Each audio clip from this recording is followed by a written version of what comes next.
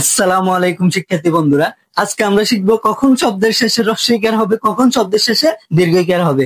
এক নিয়মে খতম। যেমন আমরা মানুষ বোঝালে দীর্ঘইকার হবে, অন্য সব ক্ষেত্রে হ্রস্বইকার। চলো শুরু করি।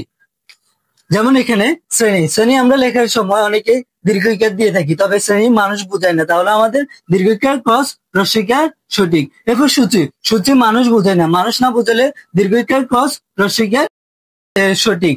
এরপরে আমরা মানবীয়, মানবীয় মানুষ বোঝায়, মানবীয় দীর্ঘইকার সঠিক, হ্রস্বইকার ক্রস। সরকারি, এটা একটা চাকরি, এটা মানুষ বোঝায় না, তাহলে সরকারি দীর্ঘইকার ক্রস হ্রস্বইকার সঠিক। সহকারী, সহকারী একজন মানুষই হয়ে থাকে, তাহলে সহকারী দীর্ঘইকার সঠিক, হ্রস্বইকার ক্রস। গীতাঞ্জলি, গীতাঞ্জলি একটা কাব্যগ্রন্থের নাম, তাহলে আমরা গীতাঞ্জলি লেখার সময় দীর্ঘইকার ক্রস হ্রস্বইকার সঠিক, এটা মানুষ বোঝায় না। সন্ন্যাসী, সন্ন্যাসী একজন মানুষকে বোঝায়, সন্ন্যাসী, তাহলে আমরা সন্ন্যাসী লেখার সময় দীর্ঘইকার সঠিক, হ্রস্বইকার ক্রস।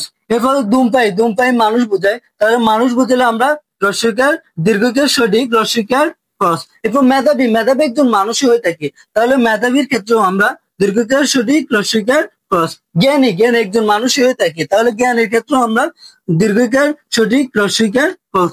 দোষী, দোষী একজন মানুষই হয়ে থাকে, তাহলে দোষীর ক্ষেত্রেও আমরা দীর্ঘইকার সঠিক, হ্রস্বইকার ক্রস। এভাবে আমরা মানুষ বোঝালেই দীর্ঘইকার হবে। শব্দের শেষে মানুষ যখন বোঝাবে তখন আমরা ওই শব্দে দীর্ঘইকার বসাবো।